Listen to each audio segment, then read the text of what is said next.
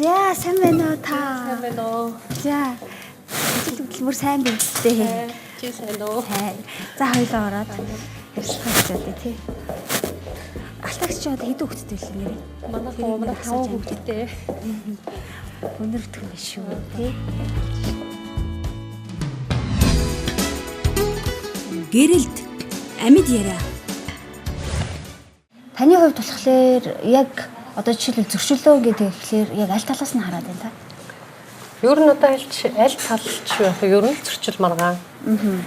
Гэр бүлийг аз жаргалгүй болгож байгаа тийм амар тайвшруулж болгож байгаа. Хүүхдүүдийг зовоож байгаа. Тэгээ хоёул эмэгтэйгүй юм чинь зовоож байгаа. Тэр л асуудлуудын талаар л. Тэр чинь л өөрөө тэгэл харилцааны зөрчил болов. Та ер нь дотор нь категорид хуваасан уу яасан бэ? Яг би зүгээр нэг юу яаж утсан. Бодож байгаа тэгэхээр ерөнхийдөө болохоор яагаад гэр бүлд зөрчил үүсээд байгаа талаар жоохон яриад тэнд эмэгтэй хүн ямар үүрэг оролцох гүйцэтгэж зөрчлийг үүсгээд байна тийм тэгвэл зөрчил үүсэхгүй байх нэгд үүссэн зөрчлийг даван туулах арга замууд юу гэж болох вэ гэсэн тийм үүсдэг л ярилж утсан. Тэгээд мэдээж үүсгэгчд нь болохоор янз бүрийн гарал шалтгаанууд байгаа. Тэгээд оролцогчд нь болохоор ойлгомжтой гэр бүлийн гишүүд. Харин өнөөдөр бол бас яг гэр бүлийн зөрчилдөөн маань нөгөө эмэгтэйчүүд гээд хоёлоо ярьж байгаа болохоор яг эмэгтэйчүүдтэй ямар үүрэг оролцоо байгаад тийм тулгуурлаад яг тэднэрт хандсан, тэднийг фокуслсан тийм тэр талаар тэгвэл ярилцъя гэж үзэж болох нь шүү дээ. За тэг гэрэл нэвтрүүлэгт оролцохоор урилгаад ирсэн маш их баярлалаа. Тэг хоёулаа одоо студид орж ярилцлага эхлүүлье. За.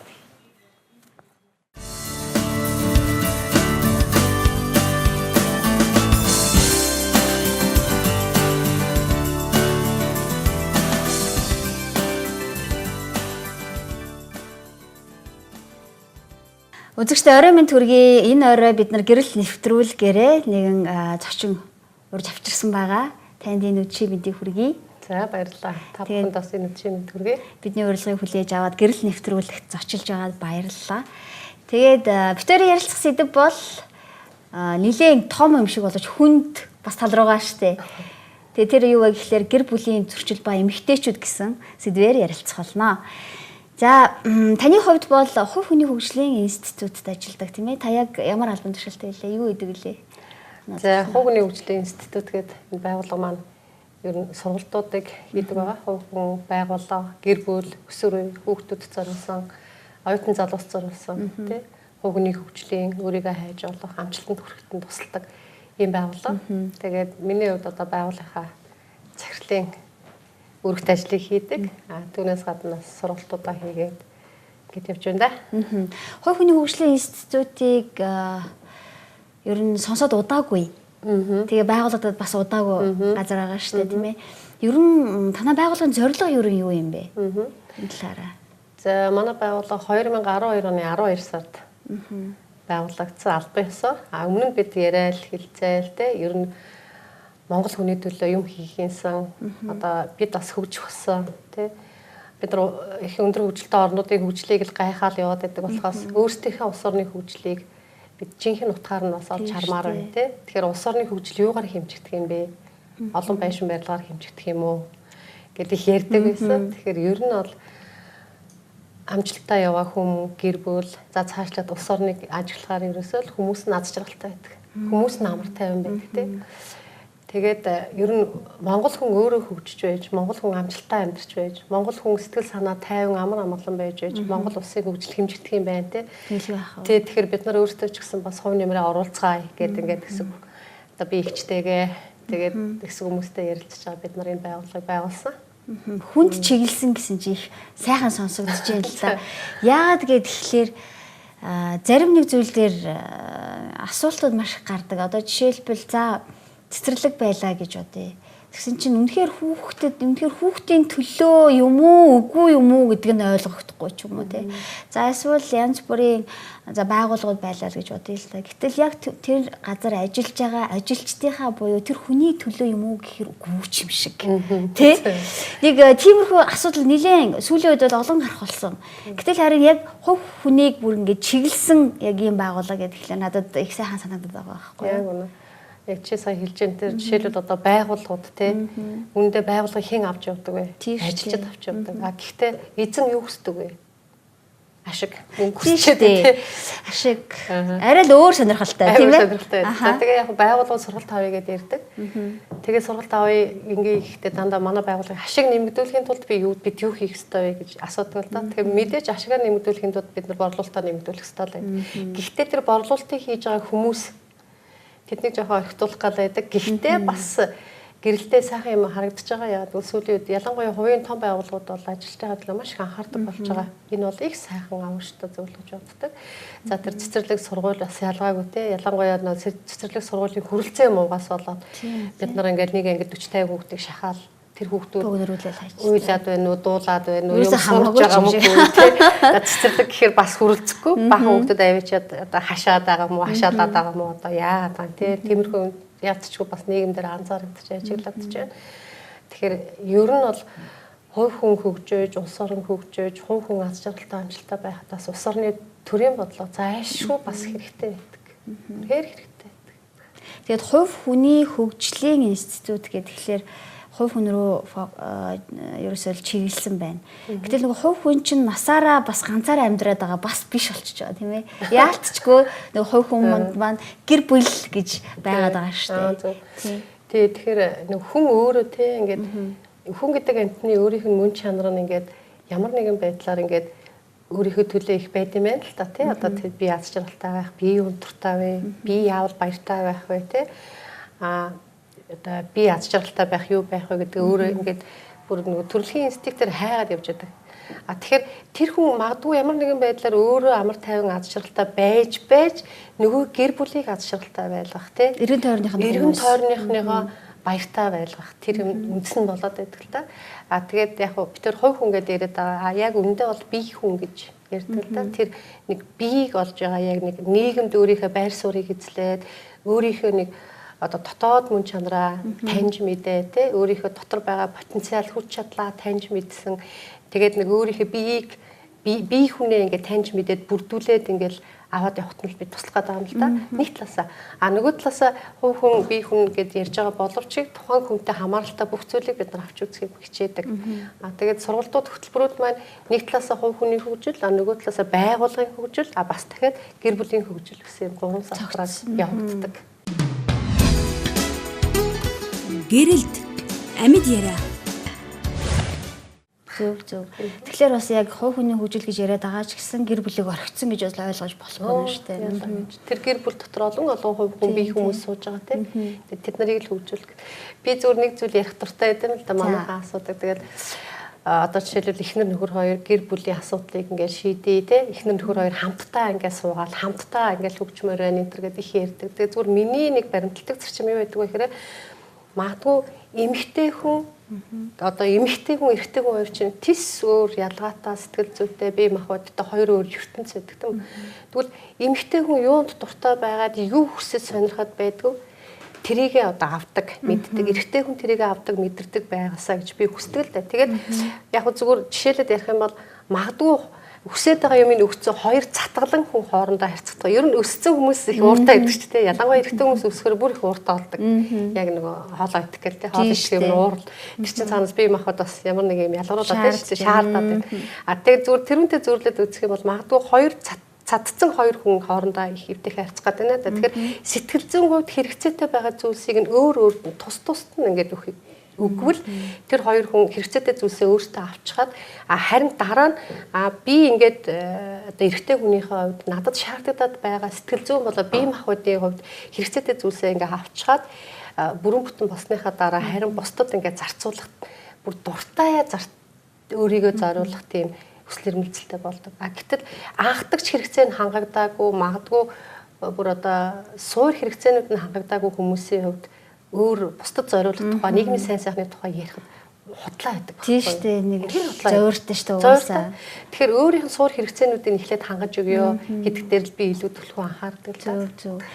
Яг үнэхээр яг чухал хэрэгцээнүүд байна л да. Яагаад гэвэл ер нь ингээд нийгэмдээ ингээд ажиглагдаж байхад чинь шууд тэр хүнийг шууд нэг ном уншуулаад за энийгээр боловсрох хэрэгтэй гэж 4 жил шууд толгойд нь мэдлэг өгөөл тээ. За тэгэл энэ хүнийг одоо ингээд улсад хэрэгтэй хүн болох хэвээр эсвэл сайн ээж болохын тулд яах ёстой вэ гэж тэгэхээр сайн ээж яхав сайн хоол идэх бодол хангалттай штэ гэж хайчдаг тийм ээ.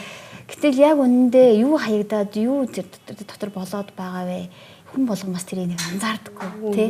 Тэгээ нөгөө ингэдэг штэ зарим хүмүүс түрүүн та хэлжсэн ингээд амьдралын аз жаргал. За тэр тусмаа хоёул эмэгтэй хүмүүс байна тийм ээ. Тэгэл эмэгтэйчүүд аз жаргалд юунаас ирд юм бэ? Хаана байд юм бэ? Миний бодлоор эрчүүдээс илүү их хүсэлтэй байд юм шиг эмэгтэйчүүд тий. Аз жаргалыг хайдаг ингээд ингээл олдохгүй бол бухимдал. Тэгэл яагаад ч юм нэг юм хийсэн ч гэсэн нэг дутуу тий. Нэг л сэтгэл хангалуун биш ч юм уу нэг иймэрхүү байдал илрээд идэг штэ тий. За тэг ер нь эрэгтэй эмэгтэй хоёр хүний сэтгэл зүйн ялгааны талаар ярих юм бол их өргөн том сэдэв байдаг. Зүгээр ерөнхийдөө ингээд базаад харахад эмэгтэй хүн өөрөө эмоцтой тий сэтгэлийн хөдөлгөөнтэй тэрийг гаргаж байдаг. Гаргаж байж санаа намардаг тий. Магадгүй нөхөр орж иж яг уурыг хүрэхэд нэг уурлсан бухимдсан юм ингээд гаргаж байж л санаа намрах гэдэг тий.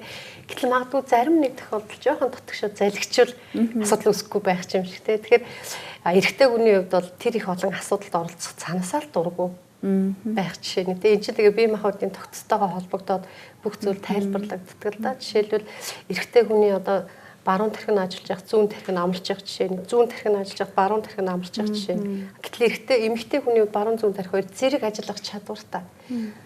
Зургт үзэж явахдаа тий хоолоо хийгээд уцаар яриад бас тэр болоогүй хүүхэд юу хийж байгааг харж анхаарсан. Тэнд нөхөр юу хийгээ хөвтөж байгааг харсан байж байдаг тий бүгдийг зэрэг. Гэтэл эрэгтэй хүний хувьд болохоор зургт үзэл зургатаар нэг мэдээ харж байвал мэдээгээл үзэн тэнд хүүхэд юу болж байгааг анзаарч анхаарах чадвар нь өгөгдөөгүй. Гэтэл бид юу хүсдэг вэ гэхээр чи зургт үзэж байхдаа хүүхэд юу хийж байгааг бас хараач. Харсангүй ч юм уу. Тэгээд хүүхэд ширээн дээрээс аяа гунаагаад хагалчлаа. Асуудал үүслээ тий.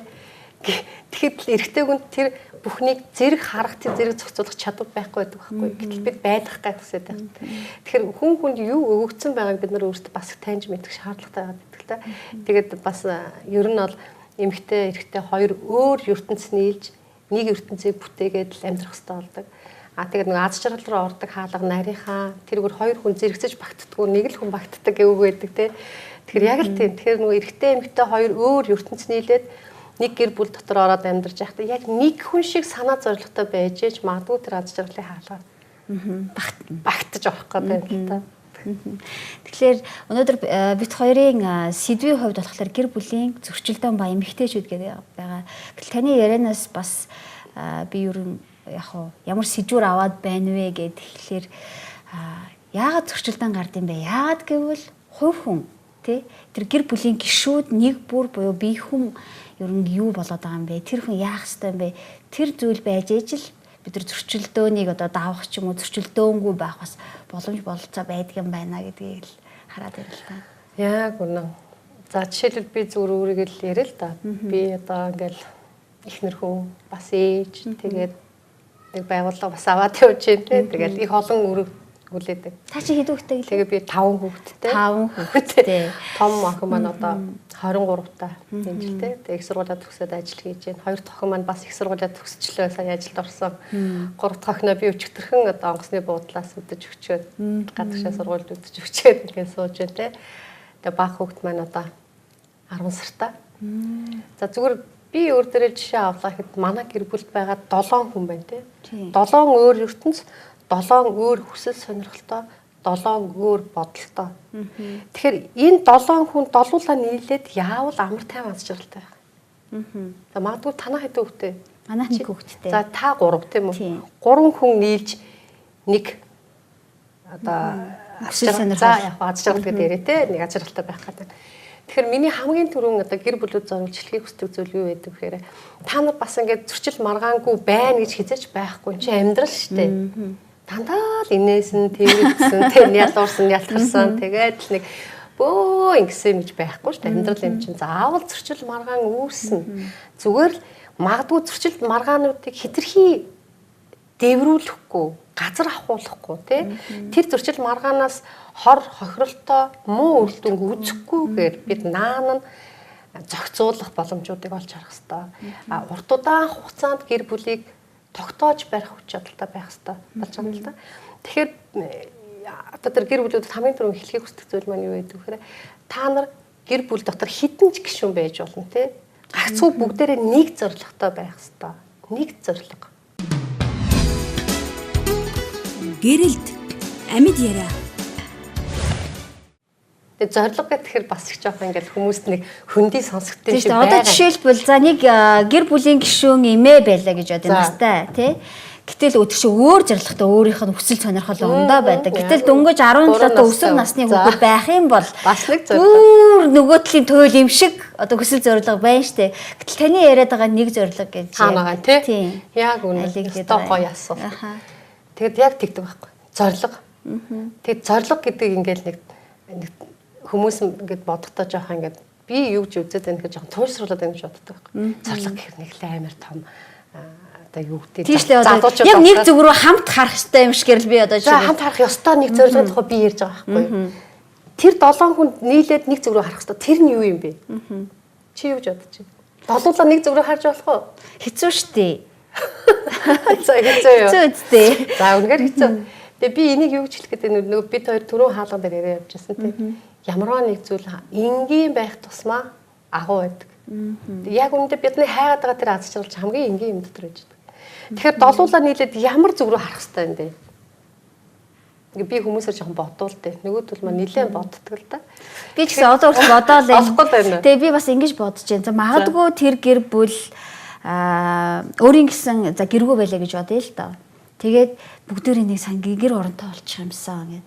Тэр зүг рүү нэг харж бас нэг хэсэг гэн те нэг харж болох боломжтой болов уу? Бодохоор ингээ олоод ирж байгаа. Олоод ирж байгаа. За ингээ олох хэрэгтэй байхгүй юу? За тэгэхээр ер нь хүн одоо бид нар ярьдаг шүү дээ. Нэг зүүнний үзүүр дээр нэг ширхэг будаа тогтохоор хүний ам бүрэлддэг ч гэж ярьдаг тий бас. Тэгэхээр айгуу тийм ховор тохиолдол юм шиг байна. Болох нь тий. Тэгээд ингээд тэр их онцгой тохиолдолд хүн болоод ингээд төрчгөөд бид нар юу хайдаг вэ? Дандаа л аз жаргалыг хайгаа явж идэг. Амар тайвныг өөрийнхөө хүссэн зүйлийг хайгаа явж идэг байх л та. Тэгэхээр бүгдээрээ л тэр гэр бүлийн бүх гишүүд нийлээд нэг аз жаргалтай амар тайван амьдралын төлөөх зорилго тавьж болох байхгүй юу? Бүдүүн таймер нь ярихаа. Тэгээ би Чингис хааны хэлсэн нэг үгэнд их дуртай л да. Тэр юу гэхээр холын зорилго үгүй аваас ойрын зовлон оршноо. Тэгэхээр нөгөө гэр бүлийн бүх гишүүд нийлээд нэг зорилгын төлөө харж чадахгүй байх юм бол өнөө маргаашийн асуудал дундаа маргалдаал хэрэлдээл явсаар байгаа эцсийн бүлэгт яадаг саалдаг, сариндаг, хүүхдүүд өнчирдэг ийм сонголтуудыг хийдэг.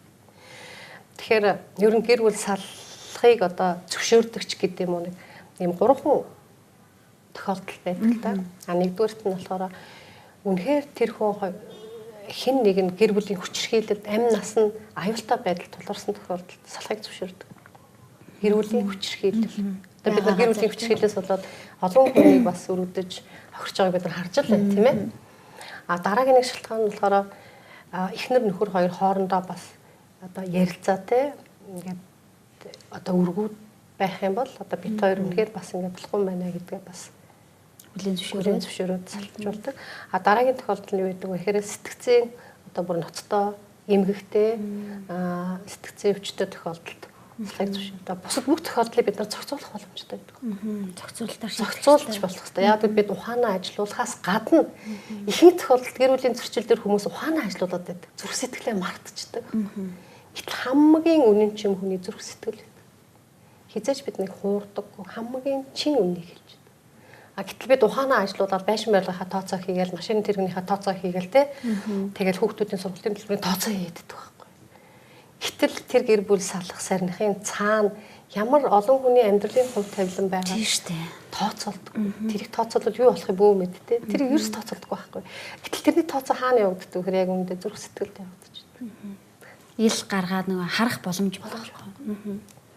Хичнээн тэрийг мэдж байгаа ч гэсэн зарим үед хүссэн ч хэлмээргүй ч юм уу. Тийм байдлуудыг үүсдэг. Тэгэхээр тэр холын зорилго байхгүй тохиолдолд ойрын зовлон оршоод байна гэдэг маань энэ л дээ. Тэгэхээр би сая гэр бүлүүд нийлээд нэг зорилготой, нэг хараа зорилготой нэг зүйл рүү харах боломжтой гэж хэлээд байгаа нь юу вэ гэхээр тэр алс холын зорилгыг хараасаа гэж хэлээд байгаа байхгүй юу. Хэрэв бид тэр алс холын зорилгыг харж чадах юм бол өнөө маргаашийн асуудлуудыг ямар нэгэн аргаар бид нар шийдэж чаддаг. Яг тэгвэл тэр хол намайг нэг юм дуудаад байна шүү дээ тийм ээ. Тэр тийм намайг нэг алсын хараа тий. Миний амьдралын зорилго намайг дуудаад байгаа. Тэгээд би ялангуяа залуу гэр бүлүүд одоо ингэ сургалт хийгээл би бас аймагуудаар хөдөө орон нутгаар нэлээ явсан л та. Тэгээд залуу гэр бүлүүд сургалт хийж байхдаа би хэлдэг. Та хоёрын зорилго юу вэ? Тэгэхээр нэг байшин машин одоо юу гэдэг болох ч гэдэг юм уу те сургуулаа төгсөх гэл ингээ ярьдаг. Яг нь эдгээр бол байлгүй хүн болгонд байгаа. Гэхдээ тэр хоёр гэр бүлийн магадгүй одоо тэр хоёрын хамгийн гол зорилго нь тэ нөгөө алсын хараа нөгөө тэр хол байгаа зүйлийг олж хар гэдэг байгаа юм маань нэг чиглэлөө хараараа гэдэг байгаа юм маань юу вэ гэхээр бид хоёр эмгэн өвгөн болтлоо хамтдаа амьдрнаа гэдэг тэр зорилгыг бүр одоо гэр бүл болгон санаасаа гэж би хүсдэг.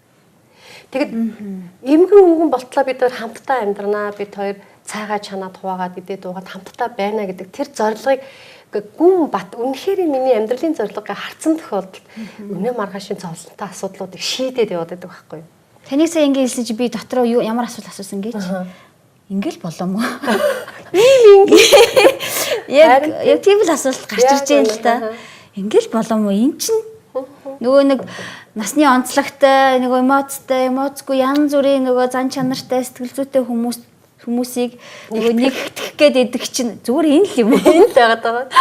Тэгээд та нар ингээ бодоод үзэлтэй. Одоо жишээл манай ээж аав одоо хөгшин байна л да. Одоо аав маань 80 хүрэх гэж байна. Ээж бас 70 гараа явж байна те. Тэгээд би ээж аав дээр хажууд нь суугаал те. Нөгөө ээж аавын гутын өмсгөөл цагийн чанж өгч гэнэ үү? Одоо тэр юм шиг худлаа юм байхгүй те.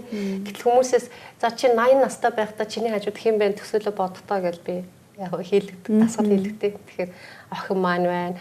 Ач зээнэр маань байна гэдэг намайг тойроод байна гэж аюу гойгоо ярьдаг. Тэгэхээр магадгүй өөрийгөө 80 настай гэж төсөөлөд миний дэргэд хэн байна вэ гэд нүдэн айнаа төсөөлө бодоход хэрүү дэргэд чинь нөхөр чинь байж чадах юм бол тий. Магадгүй эхнэр чинь байж чадах юм бол тэр төсөөлөл дотор байх юм бол та хоёр хамтдаа эмгэн үгэн бодлоо хамтдаа амьдрнаа гэсэн зорилготой байгаад байгааг харуулах гэдэг юм л да. Тэгэхээр гэрэлт амьд яриа. Эмгэн өвгөнгөө ярьчих тий одоо буураа болтлоо хоёлаа насан эцэстэлтэй хамтаа амьдрах тэр зорилго тэр гэр бүлийг нэгтгэж байдаг тэр хамгийн гол юм байж байгаа. Тэгээ би одоо тэр настаа болсон эмээ ээж аав хоёр дээр уцаар ээжээ очиж ш бууз чигнэрээ гэж ярьдаг болохоос ш тий ээжээ би очиж танд бууз хийж өгье гэж ярьдаг л байгаа даа. Тийм шүү дээ. Тийм ээ та боддоо энэ одоо үнэн байхгүй юу? Тэгээ бид нар яадаг вэ гэхээр айгүй гоё уриалаа зэн шиг ээжигээ арсраараа хамгаалаараа хаста энэ хорвогийн ганцхан олдох эрдэн шүү гэж хаста гоё гоё өгнүүд тий чэйжлээл самбартаа хааддаг. Гэхдээ бид нар тэгж чадчихна бас асуухаар тийм ээ. Гэтэл яг үүндээ тэр насан өндөр болсон одоо хүмүүст яг эхнэр нөхөр хоёр бие биендээ хамгийн сайн найз, хамгийн сайн хань одоо юу гэж хийж болохоор юм те тэр нь болж байж идэг л байхгүй. Тэгэхээр тэр одоо гэр бүлүүд энэ дотор одоо үүсээд байгаа асуудал маргааныг зохицуулах хамгийн гол арга тэр хол байгаа зорилгоо нэгтгэх. Тэр хол байгаа мөртлөө энгийн байгаад байгаа байхгүй. Яагаад ч юм ингээд за чиний хүсэл мөрөөдөл юу вэ? Чиний алсын хараа юу вэ гэдэг юм чинь нэг айтаахан шиг нэг юм том юм хэлэхгүй болчих юм уу те нэг хүмүүс гэж бодогддог шүү дээ тий. Тэгэл хайгаар зарим нь утахгүй. Тэгэл нэрээ яна энэ хүн намайг алсын хараагүй гэж бодож байгаа хта. Яа тийм лээ нэг гоё алсын хараа болоод авчих юмсан. Гэл тэ нэг баг өөрт нь байхгүй юмыг хайгаад идэх шүү дээ тий. Одоо юу гэдэг нөгөөдхий дандаа эд юмсаа тий мөнгө төгрөгөөр л тооцоолдог байхгүй магадгүй юу гэдэг одоо ийшээ зайсан л нэг байшаа авчихгүй бол би амжилтгүй амьдр чинь тий. Тэгээ нэг зайсанд нэг таун хаус авахгүй бол одоо би хүн биш болох гээд тэрийг хэвээр за яач игээл би тэнд төрчий байшаа аав тэр минийс та энэ амьдралын зорилго алсан араа гэдэг. Тэгээ ер нь бол тэгэл хүний амьдралын зорилго тий хүний амьдралын нэг таашаал нэг таата мэдрэмж тэр нэг хайгаад байгаа зүйлс бол их лингийн юм л гэж хэлдэг. Нууц биш бол таны алсын харааг сонсож болох уу? Миний асар. Одоо зорилго гэдэг байгаа ш танаа гэр бүлийн зорилго гэдэг. За гэр бүлийн асар мэдээж өвөнтэйг хоёулаа хамтдаа амьдрах насыг эзэслэх. За тэр бол гэр бүлийн минь хамгийн том алсын арга зорилго. Тэгээ хүүхдүүд маань аз жаргалтай сайхан амьдраасаа.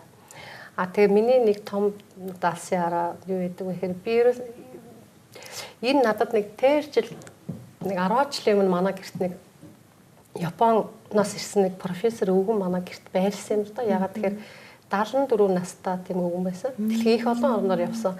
Тэгээд тэгж аялж явахдаа би хизээч зочдуудад байрладаггүйгээд дандаа ийм айлуудад байхыг хүсдэг. Ягаад гэвэл би тухайн улс орны айл гэрийн энгийн амьдралыг сонирхож байна гэх. Тэгэд яг нэг хүүхдүүд маань англи хэлтэй учраас тэр аялал жуулчлалын байгууллагаас манайх руу санал тавиад тэгээд танад нэг 7 хоног байлгая гэдэг би зөвшөөрөөд манад 7 хоног. Тэгээд тэр өвгөн надад ярихдаа юу гэж ирсэн хэрэг ер нь улс орныг та нар Япон улсыг их хөгжилтэй гэж ярьдаг. Яагаад Япон улс хамгийн хөгжилтэй юм бэ? Яагаад тийм өндөр хөгжилтэй орны тоонд ороод байна гэхээр хүн амынхын 70-аас дээш хувь дундаж орлоготой дундаж давхрын хүмүүс байдаг. Тэгээд тэр дундаж давхар нь бас өөрөө их чанартай байх хэрэгтэй байдаг. Гэрэлт амьд яриа.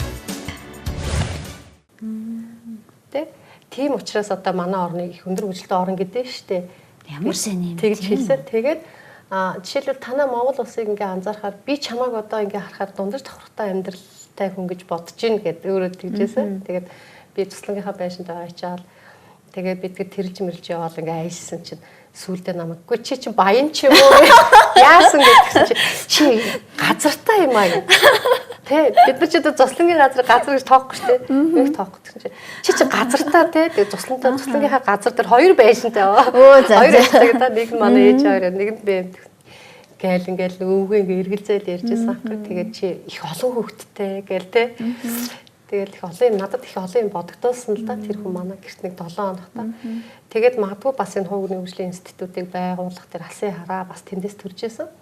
Тэгээ би юу гэж бодсон гэхээр яг ингээл судалгаа харна тий. Тэгэхээр манай Монголын хүн ам нэг баян хоос хоёр хуваагдсан юм шиг тий.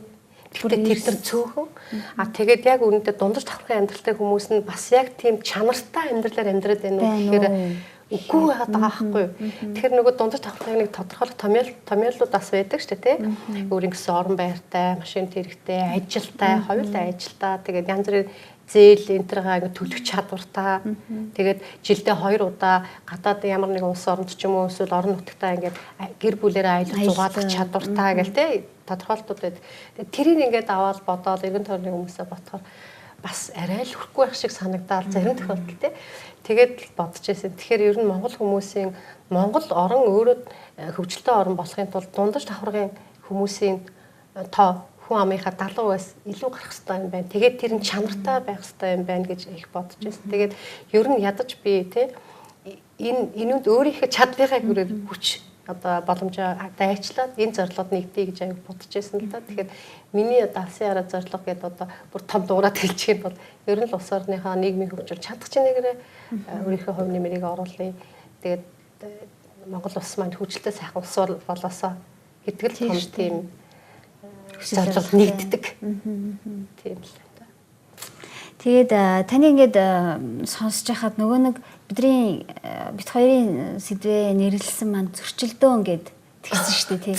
Тэгээд тэгэхээр таныг ингээд ярихлаар ер нь зөрчилдөөн гэдэг үг бараг байсны хэрэгч байна уу? Энэ амьдралд чинь угаасаа зөрчилдөөн бараг байхгүй юм шиг ч гэж бодогдох. Яг тийм л бодол бас төрөө сууж илаа. Тэгээд хоёлаа хэсэг бас завсарлах юм байна. Тэгээд цаг болсон байна. Хэсэг завсарлаад энэ сонирхолтой яриагаа үргэлжлүүлээд ярив.